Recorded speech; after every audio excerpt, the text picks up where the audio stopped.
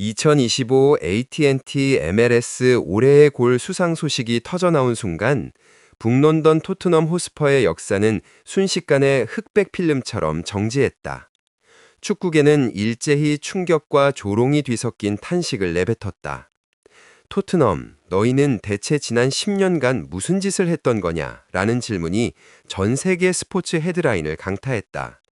이 모든 것은 토트넘을 떠나 LAFC로 이적한 지 불과 2달여 만에 손흥민이 메이저리그 사커에서 역대급 프리킥 득점으로 최고의 영예를 안았기 때문이었다.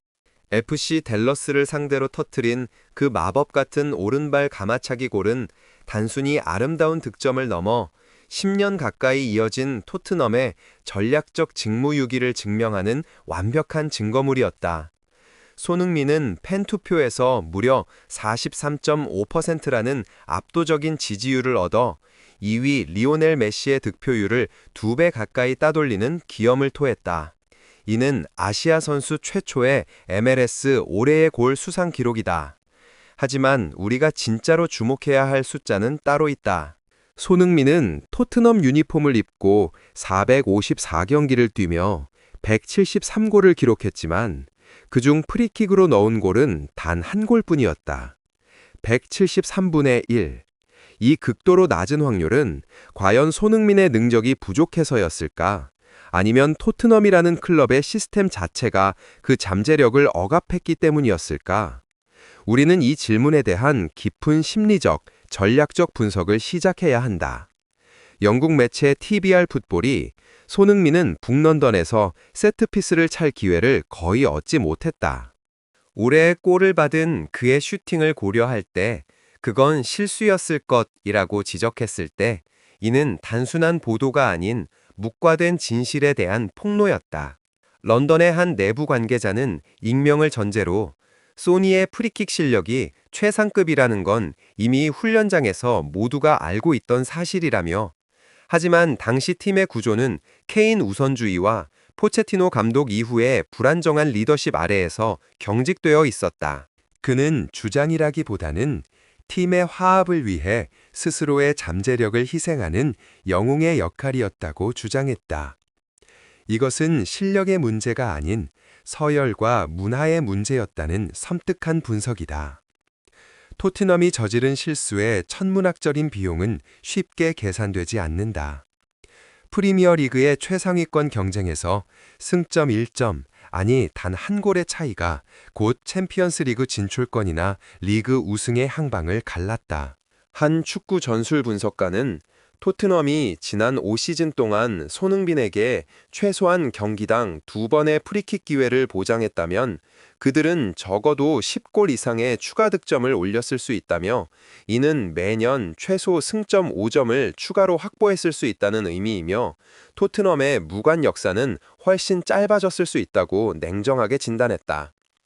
대중은 당연히 해리 케인이 최전성기에 있었기에 전담 키커를 맡는 것이 합리적이었다고 반문할 수 있다.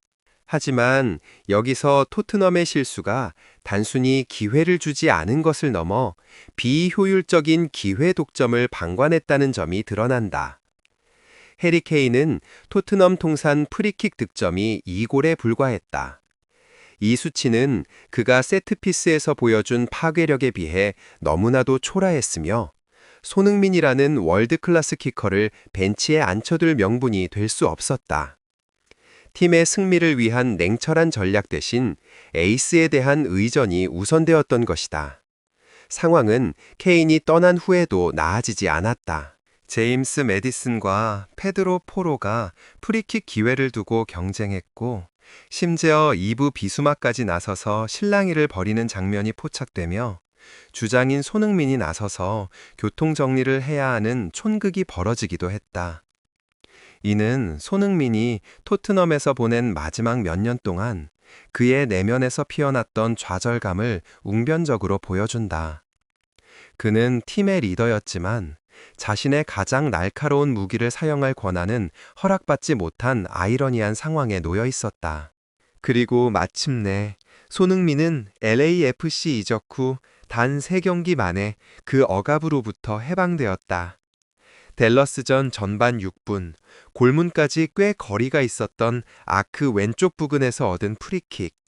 그가 오른발로 공을 감아차 올렸을 때 공은 골키퍼가 손쓸 틈도 없이 절묘한 궤적을 그리며 골문 구석을 관통했다.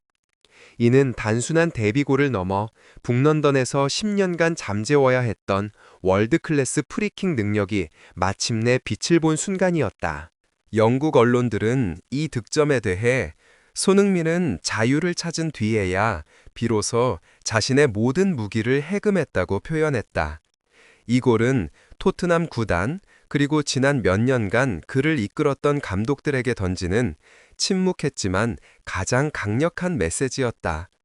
특히 최근 제임스 매디슨이 자신의 유튜브 채널에서 우리 아마 지난 시즌 소니에게 프리킥을 맡겼어야 할지도 모른다고 인정했다는 사실은 이 모든 비극의 클라이맥스를 장식한다.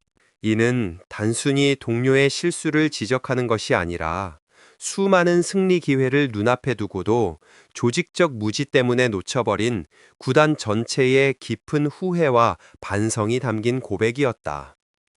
손흥민이 MLS에서 받은 올해의 골 트로피는 단순한 개인상이 아니다. 그것은 토트넘이 10년이라는 긴 세월 동안 스스로의 가장 빛나는 보석의 가치를 알아보지 못하고 방치했던 전략적 판단 착오의 역설적인 기념비로 영원히 남을 것이다. 그가 LA에서 보여준 눈부신 활약, 특히 메시를 압도한 프리킥 득표율은 토트넘이 손흥민이라는 독특한 재능을 팀에 완전히 통합하지 못하고 그의 능력을 일부러 축소시켰던 실수를 얼마나 뼈저리게 후회해야 하는지를 명확하게 보여주는 최종 보고서다.